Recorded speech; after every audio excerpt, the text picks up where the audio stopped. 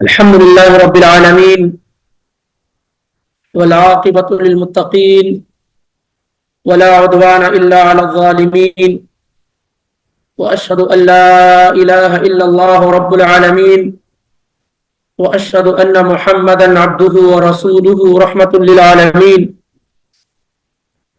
أما بعد، يقول الله تعالى في كلامه العظيم: أعوذ بالله السميع العليم من الشيطان الرجيم. يا أيها الذين آمنوا أنفقوا مما رزقناكم من قبل أن يأتي يوم لا بيع فيه ولا خلة ولا شفاعة والكافرون هم الظالمون. سبحانك لا علم لنا إلا ما علمتنا إنك أنت العليم الحكيم. رب اشرح لي صدري ويسر لي أمري واحلل عقدة من لساني يفقهوا قولي. رب زدني علما، اللهم رب زدني علما.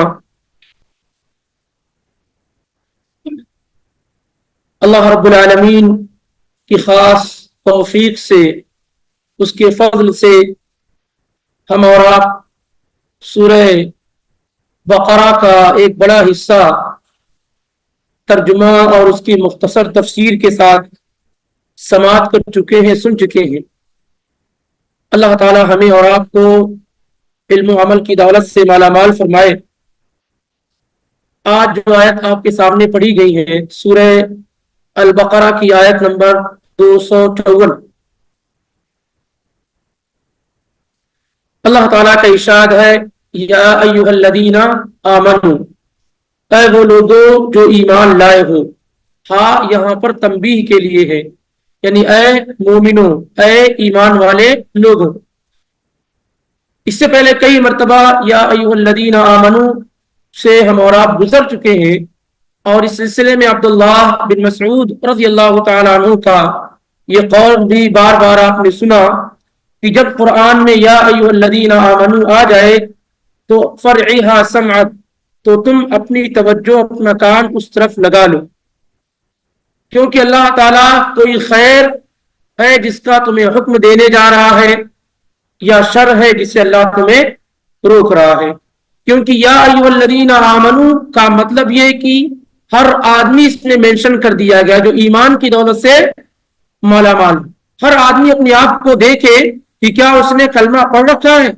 اگر اس نے کلمہ پڑھ لیا ہے تو ڈائریکٹ یہ خطاب اسی سے ہے، ادھر ادھر دیکھنے کی ضرورت نہیں ہے۔ تو یا ایھا الذین آمنوا، اے وہ لوگوں جو ایمان لائے ہو، اے مومنو، انفقوا، خرچ کرو۔ انفقا ینفق، انفاق کے معنی ہوتے ہیں خرچ کرنے کے۔ انفقوا، تم لوگ خرچ کرو، حکم ہے یہ۔ کیا خرچ کرے؟ مما رزقناکم، ان چیزوں میں سے جو ہم نے تمہیں عطا کیے ہیں، دیے ہیں۔ اے مومنو، اے ایمان والو، خرچ کرو ان چیزوں سے جو ہم نے تمہیں دیے ہیں۔ رزق جو ہوتا ہے، رزق صرف مال کو نہیں کہتے ہیں، اولاد رزق ہے، مکان رزق ہے، علم رزق ہے، صحت رزق ہے، عقل رزق ہے، طاقت اور قوت، توانائی، یہ ساری کے ساری چیزیں کیا ہے؟ رزق ہے۔ ایسا نہیں ہے کہ رزق کا مطلب صرف مال ہوتا ہے، یہ ہم اور آپ نے رزق کو سمیٹ کر کے مال کے حوالے کر دیا ہے۔ وگرنہ رزق کیا ہے؟ رزق عام ہے، اس میں اولاد یہ بھی رزق ہے، بارش کا ہونا یہ بھی رزق ہے، پھلوں کا ہونا یہ بھی رزق ہے، صحت اور تندرستی کا ہونا یہ بھی رزق ہے۔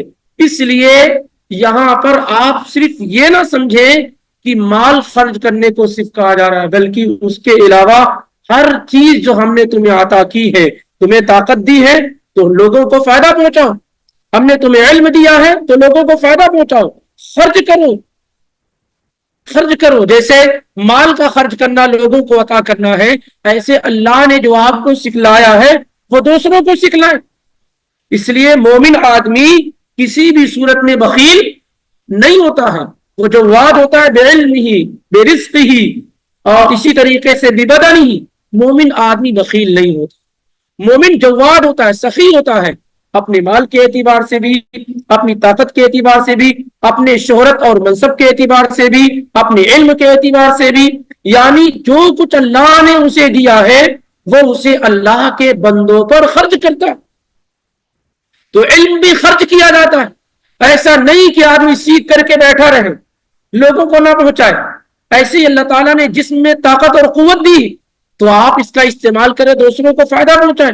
ایسے ہی اللہ تعالیٰ نے آپ کو ایک اہم منصب اور مقام دیا ہے، آپ جس مقام پر ہیں اس مقام پر کئی لوگوں کی مدد کر سکتے ہیں، تو آپ خرچ کریں، یہ اللہ تعالیٰ کا دیا ہوا ہے۔ تو یہ ساری کی ساری چیزیں کیا ہے، اس میں شامل ہیں۔ ایسا نہیں کہ مال یہ خرچ جو کرنے کو کہا جا رہا ہے اس سے مراد صرف مال ہے، ایسا نہیں ہے۔ ہاں یہ الگ بات ہے کہ اس میں اہم چیز کیا ہے، مال ہے، اس میں اہم چیز مال ہے، وغیرہ رزق میں کیا ہے، ساری چیزیں شامل ہیں۔ انفقوا مما رزقناکم، قرآن کے بیان پر یہ غور کیجئے، اکثر مقامات پر اللہ نے یہی کہا تم اپنا مت خرچ کرو، تمہیں اگر بھاری گزرتا ہے اپنا خرچ کرنا ہے تو مت خرچ کرو، مما رزقناکم، ہم نے تمہیں جو دے رکھا ہے اسے خرچ کرو، اگر آپ کا اپنا کچھ ہو تو مت خرچ کرو، لیکن میں نے جو تمہیں دے رکھا ہے، ہم نے جو تمہیں دے رکھا ہے اسے خرچ کرو، کیونکہ جو کچھ ہمارے پاس ہے وہ ہمارا اپنا کچھ بھی نہیں۔ ہم یہ الگ بات ہے بڑے تاؤ میں رہتے ہیں، بڑے ایٹیٹیوڈ میں رہتے ہیں، لیکن ہم تو اتنے بیچارے ہیں، اتنے لاچار ہیں کہ ہمیں اپنی سانسوں پر کنٹرول نہیں۔ ہم کتنے بے بس ہیں، ہمارے پاس کیا ہے، جو سانس ہماری چل رہی ہے نا اس پر بھی ہمارا کنٹرول نہیں ہے، یعنی ہم اپنی زندگی اور موت کے مالک تک نہیں۔ اگر ہماری سانس اللہ لے رہا ہو تو اسے ایک لمحے کے لیے روک نہیں سکتے، کیونکہ ہماری دی ہوئی نہیں۔ یہ الگ بات ہے کہ انسان غفلت میں ہے، سستی میں ہے، وگرنہ انسان کا اپنا کچھ بھی نہیں۔ تو اسی لیے اللہ تعالیٰ نے کہا انفقوا مما رزقناکم، خرچ کرو جو ہم نے تمہیں دے رکھا ہے ان میں سے خرچ کرو، اور یہ ساری کی ساری چیزیں اس میں شامل ہیں۔ تو آدمی ساری چیزوں کو خرچ کرے، کیونکہ علم بھی قیامت کے دن اس کو فائدہ پہنچائے گا، جسمانی طور پر کسی کی مدد کی ہے وہ بھی فائدہ پہنچائے گا، مال خرچ کیا ہے وہ بھی فائدہ پہنچائے گا، کسی بھی انداز سے لوگوں کی مدد کی ہے، لوگوں پہ خرچ کیا ہے، وہ ساری چیزیں اس کو کیا ہے، فائدہ پہنچائیں گی۔ وغیرہ بہت سارے لوگ ایسے ہیں جو پیسے نہیں، جن کے پاس وہ خرچ نہیں کر سکتے، لیکن ان کے پاس اللہ نے دوسری چیزیں دی ہیں جس سے وہ کیا ہے، لوگوں کو فائدہ پہنچا سکتے ہیں۔ مومن آدمی تو سراپا منفعت ہے، وہ جہاں بھی رہتا ہے بانٹتا رہتا ہے، تقسیم کرتا رہتا ہے، دیتا رہتا ہے، کیونکہ وہ یہ جانتا ہے کہ اللہ کے یہاں سب سے بہتر لوگ وہ ہیں جو لوگوں کے لیے سب سے زیادہ نفع بخش ہو۔ خیر الناس انفعهم للناس یا احب الناس انفعهم للناس، اللہ کے یہاں سب سے محبوب، سب سے بہتر لوگ وہ ہیں جو لوگوں کے لیے سب سے زیادہ نفع بخش ہو۔ جو صرف اپنے لیے، سونا اپنے لیے، کھانا اپنے لیے، پینا اپنے لیے، کمانا اپنے لیے، طاقت اور قوت اپنے لیے، جیسے آج کا معاملہ ہے سب کچھ اپنے لیے، ایسے لوگ قیامت کے دن بھکاری ہوں گے، فقیر ہوں گے، قیامت کے دن ان کے پاس کچھ نہیں ہوگا، کیونکہ دنیا میں جو کچھ انہوں نے کیا سب اپنے لیے کیا، کسی کے لیے کچھ نہیں کیا، تو قیامت کے دن یہ کیا ہوں گے، یہی فقیر ہوں گے، منگتے ہوں گے، اور ان کے پاس کچھ بھی نہیں ہوگا۔ جنہوں نے دنیا میں ڈسٹریبیوٹ نہیں کیا، دنیا میں لوگوں کو نہیں دیا، اللہ تعالیٰ قیامت کے دن ان کو کیا دے گا، کس چیز کا بدلہ اللہ سے لیں گے وہ؟ جب کسی پہ مال خرچ نہیں کیا، کسی کے کام نہیں آئے، کسی کو فائدہ نہیں پہنچایا، کسی کے علم نہیں تقسیم کیا، تو قیامت کے دن کیا انہیں ملے گا؟ اس لیے پیارے رسول صلی اللہ علیہ وسلم کی ایک حدیث اسماء بنت ابو بکر صدیق رضی اللہ تعالیٰ عنہ سے آپ نے کہا تھا، بخاری اور مسلم کے اندر ہے کہ انفقی، خرچ کرتی رہو، اور کہا آپ سے، آپ صلی اللہ علیہ وسلم نے وَلَا تُحْصِي، گن کر کے مت خرچ کرو، خرچ کرتی رہو اور کاؤنٹ مت کرو، کاؤنٹ کرو گی فَيُحْصِي اللَّهُ عَلَيْكَ، اللہ بھی تمہیں گن کر کے دے گا۔ خرچ کرتی رہو اور گن کر کے مت دو، گن کر کے دو گی تو اللہ تمہیں بھی قیامت کے دن کیا ہے، گن کر کے دے گا۔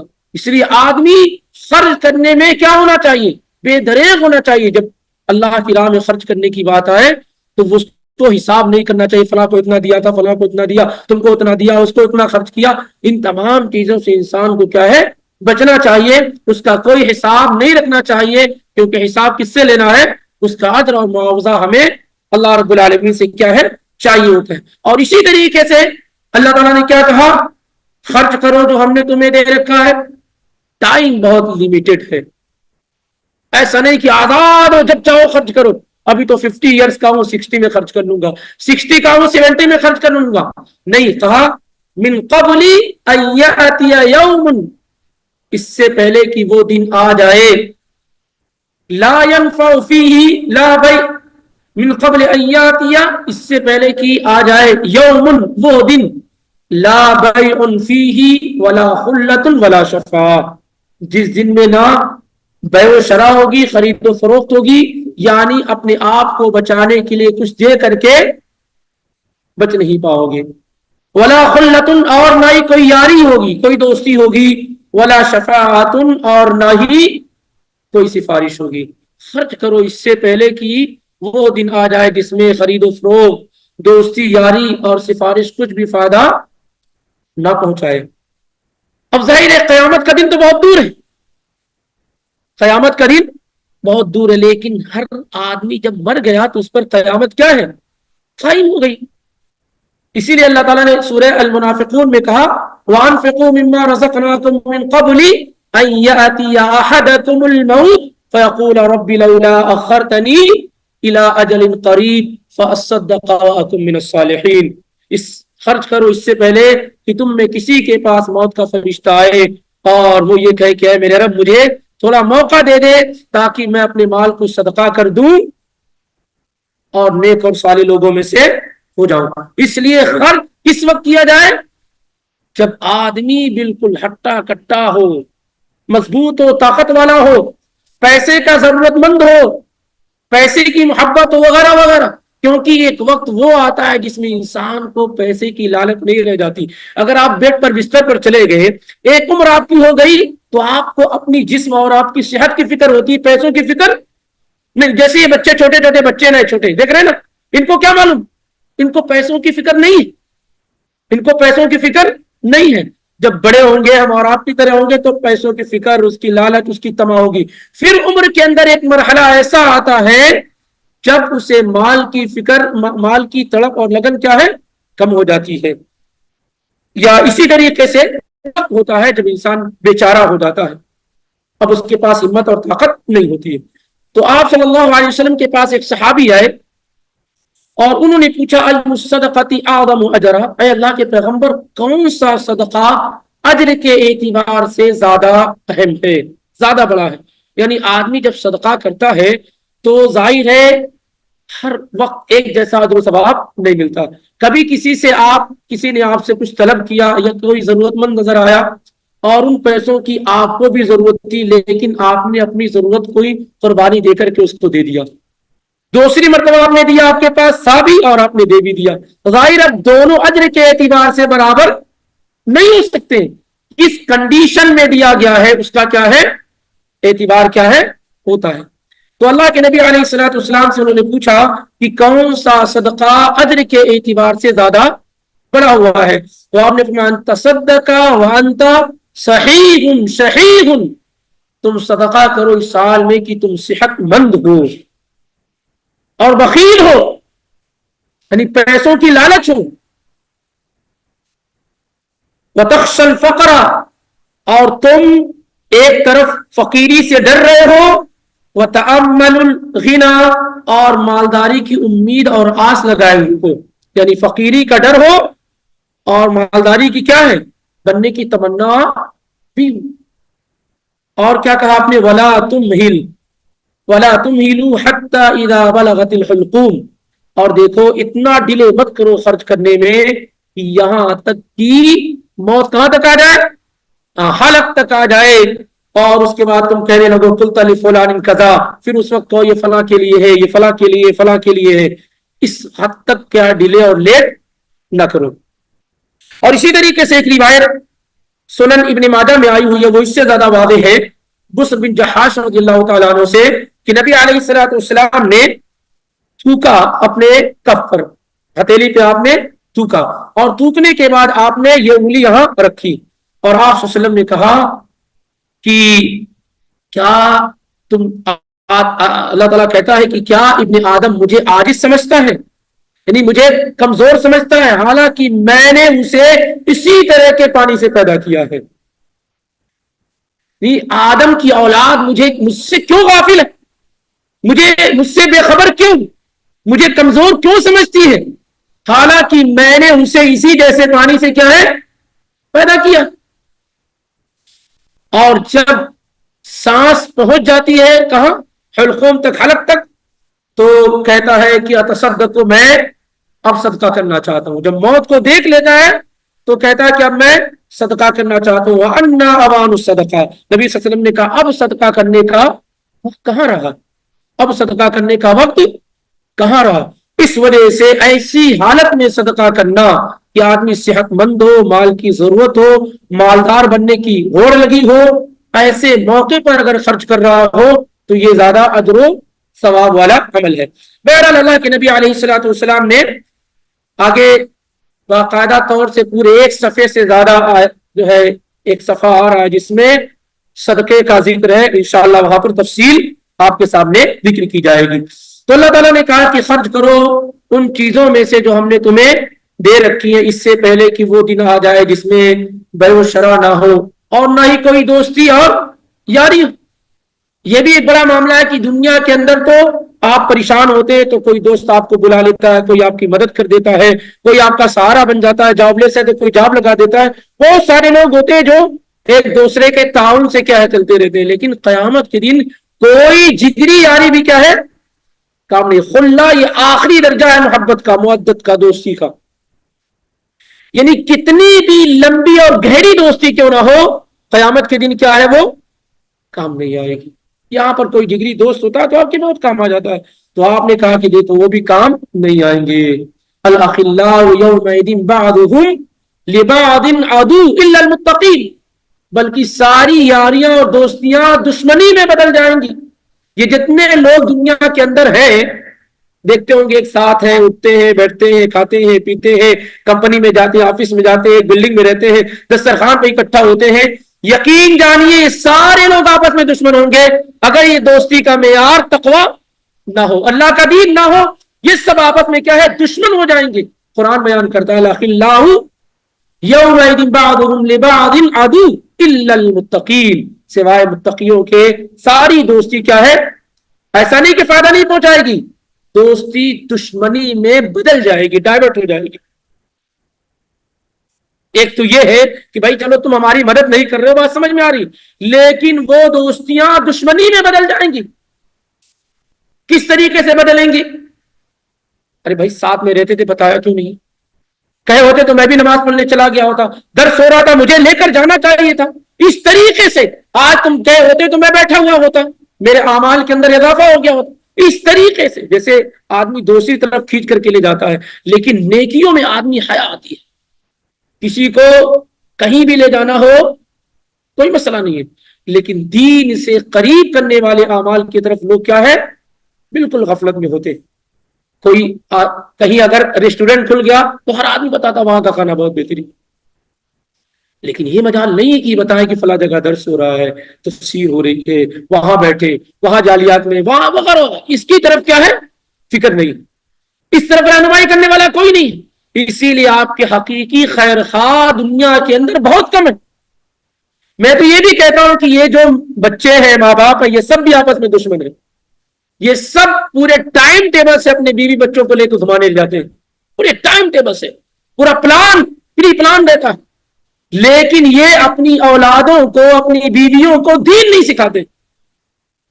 دین کے لیے ان کے پاس کوئی وقت نہیں رہتا، کہیں نہیں لے کر جاتے، لیکن گھمانے کے لیے ایک ملک سے دوسرے ملک میں لے کر چلے گئے. دین سکھانے کے لیے آتے ہیں تو مسجد تک میں نہیں لے کر آتے ہیں. ابھی آپ ہی لوگوں میں سے کتنے لوگ آئے ہوں گے، ابھی کھانا کھانے کے لیے جائیں گے ساتھ میں جائیں گے، لیکن یہی آئے ہیں تو کتنے لوگ آئے ہیں چھوڑ کر آئے ہوں گے، نہ بچوں کو، مطلب نہ بیٹیوں کو، نہ بیٹوں کو، کچھ نہیں، کیونکہ یہ فکر ہی نہیں ہے. تو یہ سب قیامت کے دن کیا ہے، سب دشمنی میں بدل جائیں گے. یہ ساری چیزیں دشمنی میں. اسی لیے قرآن نے جو لفظ استعمال کیا اس پہ غور کی. چھوٹے موٹے دوست کی بات نہیں ہو رہی ہے، خلتن کی بات ہو رہی ہے. جیسے اللہ تعالیٰ نے خلیل دو ہی کو بنایا، ایک ابراہیم کو، دوسرے محمد صلی اللہ علیہ وسلم، کیونکہ محبت کی آخری کیٹگری ہے یہ، دوستی کا آخری زینہ ہے یہ، تو کتنی بھی گہری دوستی قیامت کے دن کام نہیں آئے گی۔ ولا شفاعت، اور نہ ہی کوئی سفارش ہوگی۔ یا دنیا میں کسی سے سفارش کر کر آ کے آدمی آگے نکل جاتا ہے، وہاں کسی کی سفارش کام نہیں آئے گی جب تک کہ اللہ تعالیٰ کا حکم نہ ہو۔ والکافرون هم الظالمون، اور کافر لوگ ہی کیا ہے؟ ظالم ہے، کافر لوگ ہی ظالم ہے۔ ظاہر قرآن میں کتنی جگہ اللہ تعالیٰ نے یہ بات بیان فرمائی، ان الذین کفروا وماتوا وهم کفار، یقیناً جو لوگ، جن لوگوں نے کفر کیا اور کفر ہی کی حالت میں مر گئے، فلن يقبل من احدهم ملء الارض ذهبا ولو افتدى به، اگر پوری زمین سونا بھر کر کے بھی اپنے آپ کو جہنم سے بچانے کے لیے دے اللہ کو، تو بھی کیا ہے، ان کو کوئی فائدہ نہیں ہوگا، کوئی کچھ بھی نہیں قبول کیا جائے گا۔ دنیا میں تو بہت تھوڑی چیز دے کر کے آدمی کیا جہنم سے بچ سکتا ہے، بہت تھوڑی چیز دے کر کے کیا ہے آدمی جہنم سے بچ۔ دیکھیے مال بہت اہم سبب ہے جہنم سے بچنے بچانے کا۔ جن کو اللہ نے مال دیا ہے تو گویا کہ اللہ تعالیٰ نے ان کو جہنم سے بچنے کا ایک ذریعہ دے دیا۔ اسی لیے پیارے رسول صلی اللہ علیہ وآلہ وسلم نے کیا کہا، جب عورتوں نے یہ شکایت کی، صحیح مسلم وغیرہ میں جابر بن عبداللہ رضی اللہ عنہ سے روایت ہے کہ آپ نے عید کا خطبہ دیا، عید الفطر کا، تو عورتوں نے شکایت کی، میں تو تھا نہیں کہ اللہ کے پیغمبر آپ کا خطبہ ہم نہیں سن سکی ہے، ہم تک آواز صاف نہیں آئی۔ تو اللہ کے نبی علیہ الصلوۃ والسلام عورتوں کے درمیان گئے اور وہاں خطاب کیا، تو جو خطاب آپ نے کیا، جو گفتگو آپ نے کی، اس میں ایک اہم پوائنٹ یہ تھی کہ اے عورتوں کی جماعت، میں نے تمہیں کثرت سے جہنم میں دیکھا ہے، یا معاشر النساء تصدقنا، اے عورتوں کی جماعت صدقہ کرو۔ میں نے اس سے پہلے بھی کہا کہ کبھی موقع رہا تو اس پہ گفتگو کی جائے گی انشاءاللہ آگے آئے، کہ آپ نے عورتوں کو جو کماتی نہیں ہے، جن پر مال کی ذمہ داری نہیں دی گئی ہے، ان کو مخاطب کرتے ہوئے کہا تصدقنا فإنی أُرِيتُكُنَّ أَكْثَرَ أَهْلِ النَّارِ، اے عورتوں کی جماعت خرچ کرو، میں نے تمہیں جہنم میں بڑی تعداد میں دیکھا ہے۔ تو ایک خاتون جو بیچ میں بیٹھی ہوئی تھی، کھڑی ہوئی، ہاتھ اٹھایا، لما یا رسول اللہ، اے اللہ کے رسول کیوں؟ تو آپ نے فرمایا کہ تفسدن اللعنہ وتکفرن العشیرہ، تم شوہر کی نافرمانی کرتی ہو اور لعن و تان زیادہ کرتی ہو، ناشکری کرتی ہو اور لعن و تان زیادہ کرتی ہو۔ اس سے بچنے کا ذریعہ کیا ہے؟ یہ جو گناہ ہے، اس سے بچنے کا ذریعہ کیا ہے کہ صدقہ کرو۔ بلال رضی اللہ تعالیٰ عنہ آپ کے ساتھ تھے، قمیص اٹھائی، کہنے لگے کہ عورتوں کو میں نے دیکھا کہ عورتیں اپنے کانوں میں ہاتھوں یہاں گلے میں اور جو بھی زیورات وغیرہ پہنی ہوئی تھی وہ سب کیا ہے، فوری طور پر صدقہ کر دیا۔ اور یہ مزاج عورتوں کے اندر بہت پایا جاتا ہے۔ آج ہی میں نے دیکھا کہ پاکستان کے خاتون نے ڈاکٹر ذاکر نائک کا جو پیس ٹی وی ہے، کہا کہ میں نے اب تک پرنسپل تھی ہے وہ، کہ جتنا بھی میں نے اماؤنٹ جمع کر رکھا، جو بھی میرے پاس ہے، سب میں پیس ٹی وی کو ڈونیٹ کرتی ہوں۔ اس کا لیگل پروسیس کیا ہے آپ مجھے بتائیے؟ میں اپنی پوری پراپرٹی، آج کی بات بتا رہا ہوں، پوری پراپرٹی میں پیس ٹی وی کو جو اللہ کے نام پہ چلایا جا رہا ہے ڈونیٹ کرتی ہوں۔ مطلب یہ بتا رہا ہوں کہ یہ مزاج ہے لوگوں میں، اگر اچھی طریقے سے اسے پیش کیا جائے۔ اور اللہ کے نبی علیہ الصلوۃ والسلام نے ایک مرتبہ اعلان کیا صحابہ کے درمیان کہ صدقہ کرو، اور سب کو کہا کہ صدقہ لے کر کے آئے، جو کچھ اللہ نے دیا ہے اپنے اپنے حساب سے لے کر کے آئے۔ عمر بن خطاب رضی اللہ تعالیٰ عنہ کی روایت سنن ابو داؤد وغیرہ میں اور جس کی دیگر کتابوں میں، وہ کہتے ہیں کہ اس دن میں اپنے گھر سے آدھا مال لے کر آ گیا، اپنے گھر کی آدھی پراپرٹی لے کر کے آیا، اور یہ سوچا کہ الیوم اسبق ابا بکر ان سبقت، اگر آج میں ابو بکر سے آگے نہیں بڑھ سکا تو پھر کسی دن نہیں بڑھ پاؤں گا۔ جب اللہ کے پیغمبر نے صدقہ کرنے کا حکم دیا تو سارے صحابہ گئے۔ عمر بن خطاب رضی اللہ تعالیٰ عنہ اپنے گھر کا آدھا اثاثہ، آدھی پراپرٹی لے کر کے آئے اور کہنے لگے کہ اگر آج کے دن میں ابو بکر سے آگے نہ بڑھ سکا تو پھر کبھی نہیں بڑھ پاؤں گا۔ مال لے کر کے آئے، اللہ کے نبی علیہ الصلوۃ والسلام نے پوچھا ما ابقیت لأہلک، اے عمر تم نے اپنے گھر والوں کے لیے کیا چھوڑا ہے؟ تو کہا آدھا لایا ہوں اور آدھا اپنے گھر والوں کے لیے چھوڑ کر آیا ہوں. تھوڑی دیر کے بعد ابو بکر صدیق رضی اللہ تعالیٰ عنہ آئے اور سب کچھ لے کر کے آگے. واتا ابو بکر بکل ما عنده, سب کچھ جھاڑ کر کے لے کر کے آگے, صاف کر کے آگے. نبی علیہ الصلوۃ والسلام نے ان سے پوچھا ما بقیت لاہلک, کیا اپنے گھر والوں کے لیے چھوڑا؟ تو کہنے لگے ابقیت لهم اللہ ورسولہ, میں ان کے درمیان اللہ کو اور اس کے رسول کو چھوڑ کے آیا ہوں. امیر المومنین عمر بن خطاب رضی اللہ تعالی عنہ نے جب یہ سنا کہا لا اسابقک الی شیء ابدا, میں کسی بھی چیز میں آپ سے آگے کبھی نہیں بڑھ پاؤں گا. تو یہاں پر یہ ایک مسئلہ ہے کہ کون آدمی پورا مال خرچ کرے گا. ایسا نہ ہو کہ آج آپ نے خرچ کر دیا ہے اور کل کو آپ لوگوں کے سامنے ہاتھ پھیلانا شروع کر دے. آپ اتنا ہی دیں جو آپ کا ایمان گواہی دیتا ہے. ایسا نہ ہو کہ آپ دے دیں اور کل کو ہاتھ پھیلانا شروع کر دیں. اس سے منع بھی ہے, کوئی انشاءاللہ کسی اور موقع پر. تو یہ دیکھیں کہ کس طریقے سے صحابہ کرام نے کیا ہے تیاریاں کی, کیسے اللہ رب العالمین کے راستے میں خرچ کر رہے ہیں. اور ایک مرتبہ مسند احمد وغیرہ کے اندر روایت موجود ہے کہ اللہ کے نبی علیہ الصلوۃ والسلام اما عائشہ رضی اللہ تعالی عنہا کے پاس گئے اور اس وقت ایک بکری ذبح کی گئی تھی, ایک بکری ذبح کی گئی تھی. اللہ کے نبی علیہ الصلوۃ والسلام ان کے پاس گئے تو پوچھا کہ جو بکری ذبح کی گئی ما بقی منہا شیء, کچھ باقی رہا اس سے, یعنی سب تقسیم ہو گیا ہے یا کچھ باقی؟ تو اما عائشہ رضی اللہ تعالیٰ عنہ نے کہا ما بقی منہا الا کتفها, سب کچھ صدقہ کر دیا گیا ہے, سب کچھ سوائے کس کے؟ کندھے کے. آپ صلی اللہ علیہ وسلم کو اس کا گوشت کیا ہے, شانے کا گوشت پسند تھا, تو اس کو اما عائشہ رضی اللہ تعالیٰ عنہ نے روک کر کے باقی پوری بکری کیا ہے اس کا گوشت صدقہ کر دیا. تو کہا ما بقی منہا الا کتفها, سب چلا گیا ہے سوائے شانے کے. تو نبی علیہ الصلوۃ والسلام نے کیا کہا, کتنی بات پیاری بات کی, بقی کلھا غیر کتفها, سب باقی رہ گیا سوائے اس شانے کے, کیونکہ جو خرچ کیا آپ نے وہ کیا ہے, وہی باقی. اسی لیے مال کے خرچ کرنے میں ایک بنیادی چیز کیا ہے کہ آپ کا وہی مال آپ کو فائدہ پہنچائے گا جو آپ نے مرنے سے پہلے خرچ کیا. آپ کا مال کون سا آپ کا فائدہ پہنچائے گا آخرت میں؟ جو آپ نے مرنے سے پہلے خرچ کر دیا. الا یہ کہ آپ نے کچھ مال کو اس طریقے سے استعمال کیا جیسے صدقہ جاریہ وغیرہ, تو وہ مرنے کے بعد آپ کو فائدہ پہنچائے گا. وگرنہ جو مال آپ نے اپنی زندگی میں خرچ کیا, موت سے پہلے خرچ کیا, وہی مال آپ کو کیا ہے فائدہ پہنچائے گا.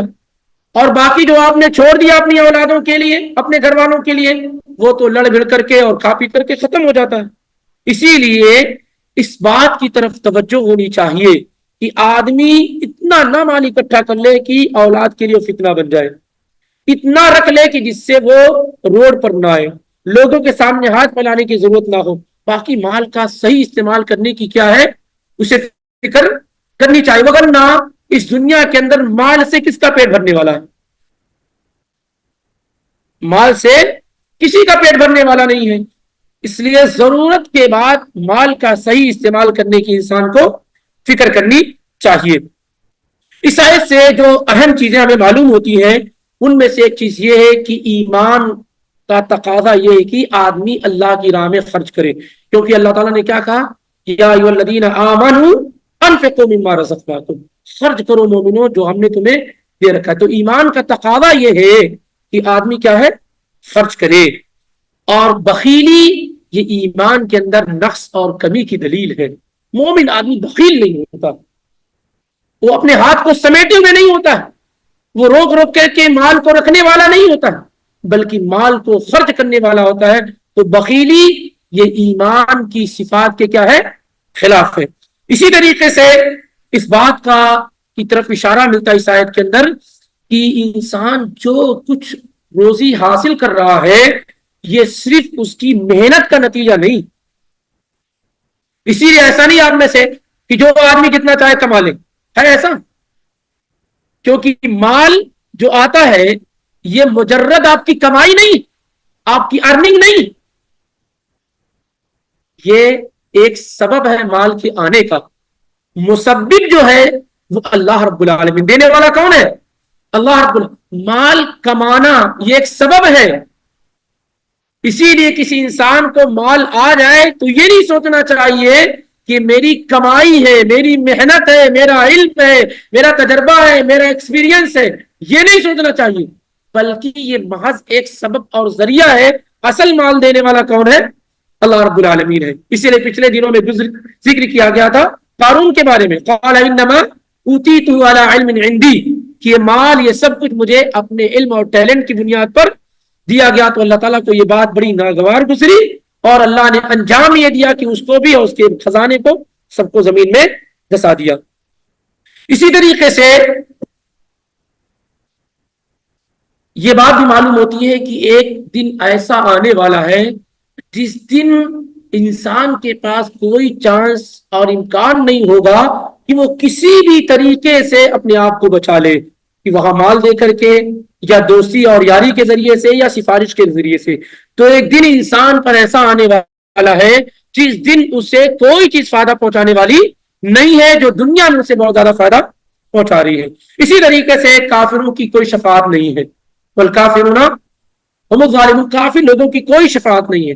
ٹھیک ہے شفاعت ہوگی لیکن مخصوص لوگ ہوں گے، مخصوص لوگ ہوں گے۔ آگے آیت الکرسی آ رہی ہے، من ذا الذی یشفع عندہ الا باذنہ، اس وہاں پر شفاعت کے متعلق ڈیٹیل اور تفصیلات آئیں گی۔ تو یہاں پر کافروں کے لیے کوئی شفاعت نہیں، صرف ایک ہی شخص ہے جن کے بارے میں شفاعت کا ذکر ملتا ہے، بس باقی کسی کافر کی کوئی شفاعت قیامت کے دن نہیں ہے۔ نہ کوئی نبی اپنے والد کے متعلق، اپنی والدہ کے متعلق، اپنے قریبی رشتہ داروں کے متعلق، کسی کے متعلق نہیں۔ ایک ہی ہے جو ابو طالب ہیں، جن کے متعلق اللہ کے پیغمبر صلی اللہ علیہ وآلہ وسلم کی شفاعت کام آئے گی، اور جس کی وجہ سے انہیں جہنم میں سب سے ہلکا عذاب دیا جائے گا، یہ بس۔ باقی کسی کافر کی کوئی شفاعت کام نہیں آئے گی۔ فما تنفعهم شفاعت الشافعین، کہ انہیں شفاعت کرنے والوں کی شفاعت کام نہیں آئے گی۔ ہاں ایمان والے ایک دوسرے کی شفاعت کریں گے تو وہ فائدہ پہنچائیں گی، کام آئے گی، لیکن وہ بھی شرط کے ساتھ، 3 شرطوں کے ساتھ۔ نمبر 1 کہ اللہ رب العالمین نے اللہ تعالیٰ شفاعت سے راضی ہو، اللہ نے اس کا حکم دیا ہو، یعنی اللہ تعالیٰ نمبر 1 رضا شافع، آپ شفاعت کر سکتے ہیں، اللہ تعالیٰ نے آپ کو اتھارٹی دی ہو۔ نمبر 2 رضا المشفوع، جس کے بارے میں آپ شفاعت کر رہے ہیں اللہ تعالیٰ اس سے کیا ہے راضی ہو۔ تیسرے کہ اللہ تعالیٰ نے آپ کو اجازت دی ہو کہ آپ شفاعت کر لے جائیں۔ انشاءاللہ یہ آئندہ ہفتے میں اللہ رب العالمین نے چاہا تو آ جائے گا۔ اس لیے اس آیت کی روشنی میں ہمیں اور آپ کو کیا ہے تیاریاں کر کے رکھنی چاہیے۔ اے مومنو خرچ کرو ان چیزوں میں سے جو ہم نے تمہیں دے رکھا ہے، اس سے پہلے کہ وہ دن آئے جس دن کوئی بھی خرید و فروخت، کوئی بھی دوستی یاری اور سفارش کچھ کام نہ آئے۔ اور کافی لوگ کیا ہے، کافی لوگ ہی ظالم ہے، کافی لوگ ہی ظالم ہے۔ یوم لا ینفع مال ولا بنون، جس دن نہ مال کام آئیں گے اور نہ ہی بیٹے کام آئیں گے۔ الا من اتى اللہ بقلب سلیم، مگر وہ شخص جو سالم دل لے کر کے آئے، سلامتی والا دل، جو دل شرک سے پاک ہو، شرک کی گندگیوں سے پاک ہو اور توحید سے معمور ہو۔ جو آدمی توحید والا دل لے کر کے آئے اور شرک کی گندگیوں سے پاک دل لے کر کے آئے، وہی کیا ہے کامیاب ہوگا۔